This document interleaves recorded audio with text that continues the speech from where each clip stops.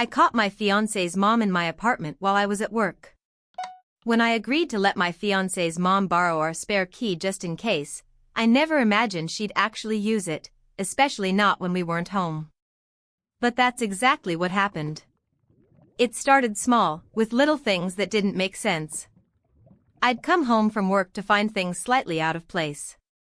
A throw pillow flipped the wrong way. My makeup brushes rearranged. Sometimes the thermostat would be set differently, and once, the entire spice rack was alphabetized, which I definitely never did. At first, I blamed myself. I'm the kind of person who forgets where I put my phone while I'm holding it, so it seemed plausible. But the feeling of being watched started to grow stronger every week. One afternoon, I came home earlier than usual because I wasn't feeling well. The moment I stepped inside, I heard movement in the kitchen. My heart sank. I live in a safe neighborhood, but the idea of someone in my apartment when I knew my fiancé, Ryan, was at work made my stomach twist. I tiptoed toward the sound, and when I turned the corner, there she was, Ryan's mother. She froze mid-motion, holding one of my kitchen drawers open, rummaging through my utensils like she was looking for something. I just stood there, speechless. "Oh, you're home early," she said cheerfully, as if I'd just walked in on her baking cookies. I asked her what she was doing, and she said she wanted to make sure everything was tidy. I was too stunned to respond at first.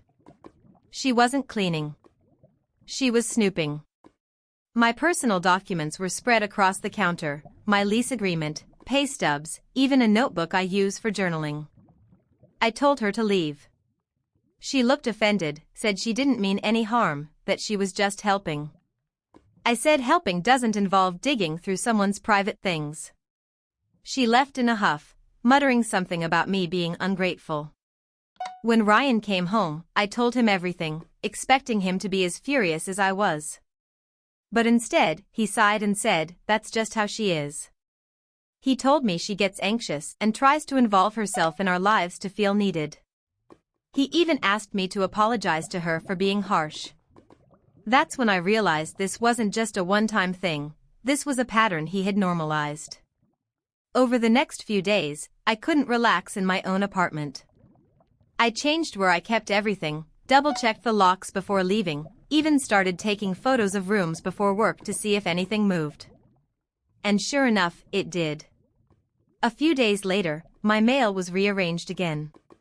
That's when I knew she'd come back. I confronted Ryan, and he admitted that he'd given her permission to drop by sometimes. He didn't even tell me. We had the worst fight we've ever had. I told him that if he didn't take my boundaries seriously, we had no future. He said I was overreacting, that his mom just wants to help. I told him that help doesn't include invading someone's privacy, and if he couldn't see the problem, maybe we weren't compatible after all. The next day, I took matters into my own hands. I changed the locks without telling anyone and texted his mom that she no longer had access to the apartment. She immediately called Ryan, and he called me furious, saying I embarrassed him and disrespected his family. I told him if he wanted to live with her so badly, he could move back in with her. That night, he didn't come home. A week passed with barely any communication. I thought it was over until he showed up one evening with flowers, saying he understood how I felt now and that he'd talk to his mom. I wanted to believe him, but then I checked the door camera footage from the day before. She'd tried to come again. When she couldn't get in, she peered through the windows. That was my final straw. I ended the engagement that weekend. His family called me cold, ungrateful, and dramatic. But what they never understood is how invasive it felt, how dehumanizing it is to realize that your privacy means nothing to the people around you. That apartment was supposed to be my safe place, my sanctuary. Instead, it became somewhere I dreaded returning to. Sometimes I still wonder if I overreacted, if maybe I should have tried harder to make peace. But every time I remember her standing there, in my kitchen, holding my things like she owned them, I know I made the right choice. Would you have done the same? My brother secretly recorded a family conversation and sent it to our mom. Growing up, My family was the kind that pretended everything was fine even when it clearly wasn't. My parents would argue behind closed doors, then come out smiling like nothing happened. My brother Ethan and I learned early that silence was how we survived conflict. But now, as adults, that silence has turned into a weapon, one he recently used against me. A few months ago, I invited Ethan and his wife over for dinner. It was just supposed to be a small, casual night, homemade pasta, some wine, and a chance to catch up. My mom and dad weren't invited. We'd been keeping some distance because of years of emotional manipulation. My mom has this way of guilt-tripping us into doing things, and my dad just follows her lead. I've spent years setting boundaries that they refuse to acknowledge. Dinner started great. Ethan was laughing, his wife was telling funny work stories, and for a while, I thought maybe things were finally normal between us. But eventually, the conversation shifted to family, and specifically, to Mom. I mentioned how exhausting it was dealing with her constant passive-aggressive comments. Like how she'll say, "It's fine, I'm used to being left out," whenever I don't immediately agree to visit her. Or how she makes my partner feel unwelcome every time we visit. I wasn't cruel about it, just honest. Ethan nodded along, saying he understood. He even complained about her himself, about how she criticized their parenting and called their house a mess. I didn't think much of it. It felt like two siblings venting. But a few days later, I got a call from my mom, sobbing. She said, "How could you say those things about me? After everything I've done for you?" I was so confused I could barely respond. Then she said, "Ethan sent me the recording." I froze. My stomach dropped so hard I thought I'd throw up. Apparently, Ethan had recorded the entire dinner conversation on his phone. Without telling me. Without even blinking. He'd taken what was supposed to be a private, vulnerable family talk and handed it straight to the one person we were talking about. I couldn't believe it. When I confronted him, he didn't even deny it. He said, "Mom deserved to know how you really feel." He acted righteous, like he'd done the honest thing. I told him honesty isn't recording people in secret. That's betrayal. He said I was too sensitive and that I should have known better than to badmouth our mom. I told him it wasn't badmouthing, it was years of frustration finally coming out. He didn't care. That night, my mom sent me paragraphs of messages, guilt, anger, accusations. She said she'd always suspected I hated her.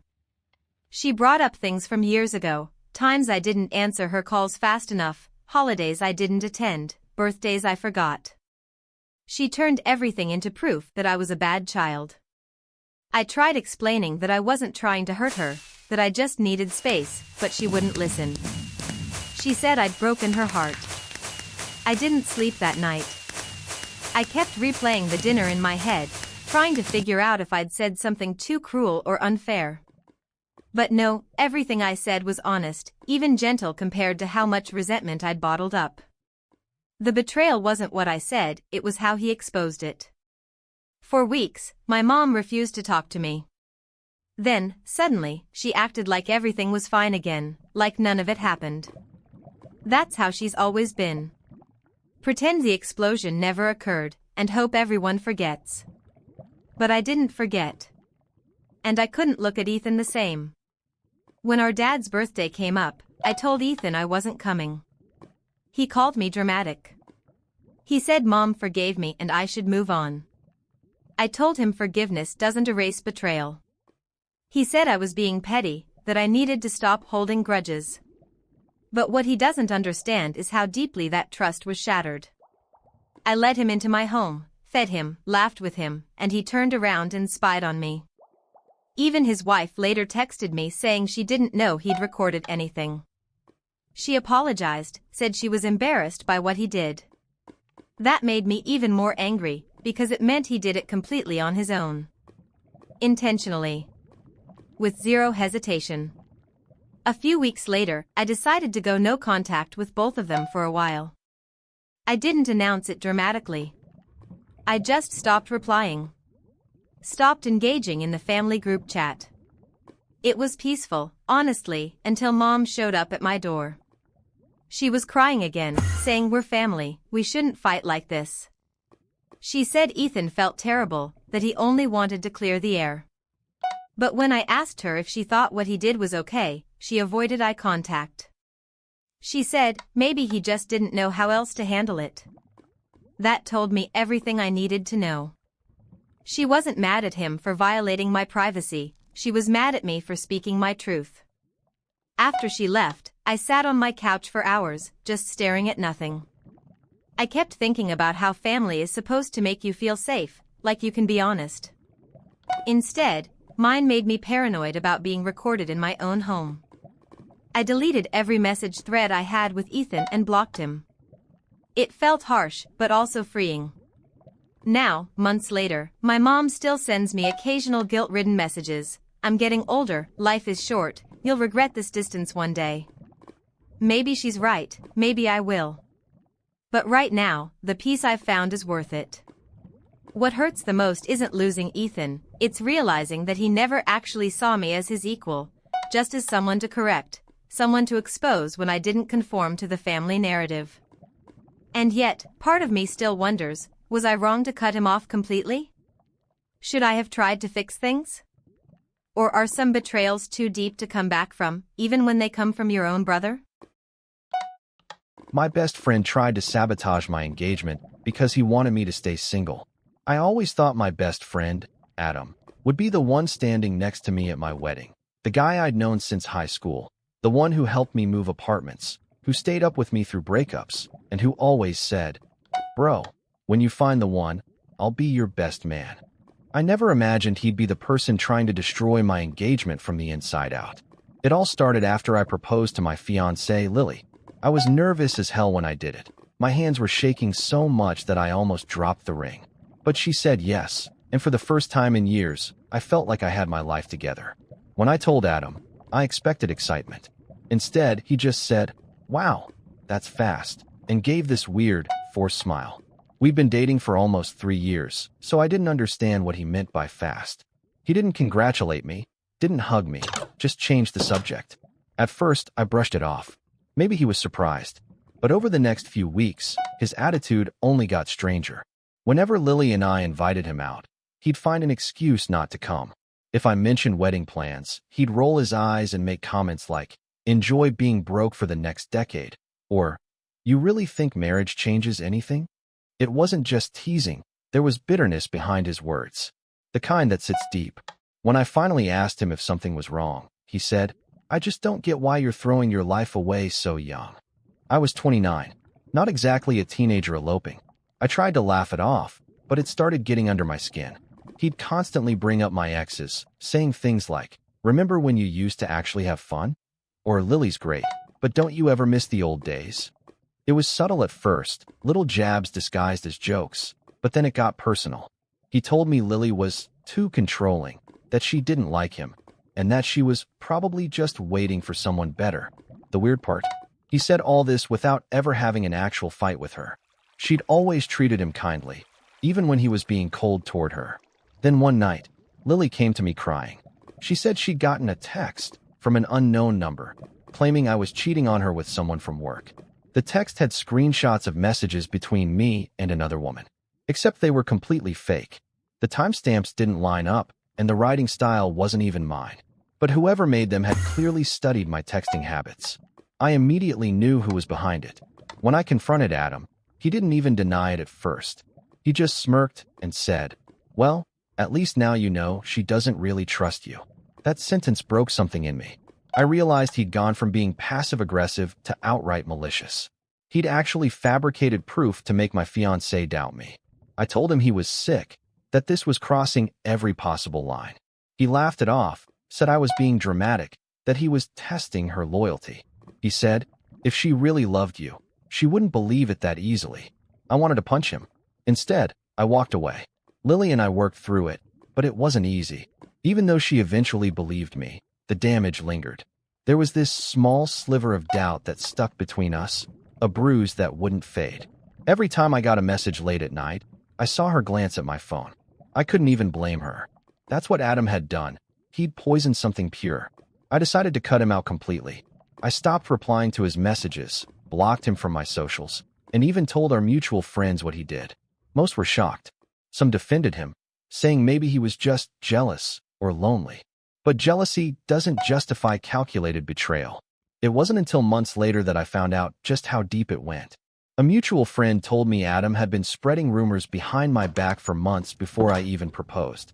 Apparently, he told people Lily was using me for stability, that she didn't really love me, and that I was making a mistake.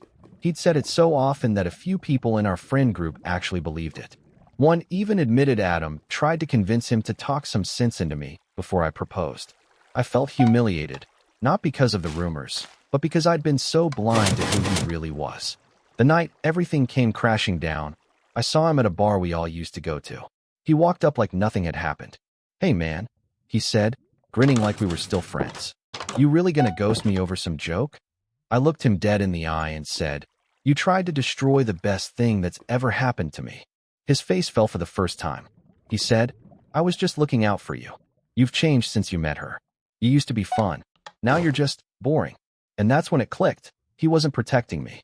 He just couldn't handle that I was moving forward while he stayed stuck in the past. He missed the version of me who stayed up until 3 a.m. drinking, who skipped work, who partied with him every weekend. He didn't want a best friend. He wanted a sidekick. I told him, "That's not your decision to make." He called me selfish, said I chose her over him. I told him that was exactly what I was supposed to do. Then I walked away and didn't look back. For a while after that, I kept expecting him to reach out with a real apology. But none ever came. Just vague attempts at guilt. "Bro, we've been through everything together. You're like family to me. Don't throw it away over some drama." I ignored every one of them. Because here's the truth. Family doesn't try to destroy your happiness just because they can't find their own. It's been almost a year since that night. Lily and I are married now. The wedding was small, intimate, and perfect. But every once in a while, I catch myself thinking about Adam. About how someone who used to know me better than anyone turned into a stranger. Sometimes I scroll through old photos, us at concerts, road trips, late-night diner runs, and I wonder where it all went wrong. Maybe he was always this person, and I just never saw it because I didn't want to. Maybe he saw me as his emotional crutch, and when I pulled away, he panicked. Or maybe he just couldn't stand the idea that our lives were no longer parallel. Either way, the friendship's dead, and I'm okay with that. But I won't lie, it still stings sometimes. Losing a best friend isn't like losing a romantic partner. It's quieter, but in some ways, it cuts deeper. Because you never expect the person who once had your back to stab it instead. Lily says I did the right thing walking away, that not everyone deserves closure. I know she's right. But late at night, when I'm lying awake, I still wonder, did he ever feel guilty? Did he ever realize what he destroyed? Or was I just another reminder of everything he refused to grow into? Maybe that's what hurts the most, knowing that even after everything, part of me still misses the friend he used to be.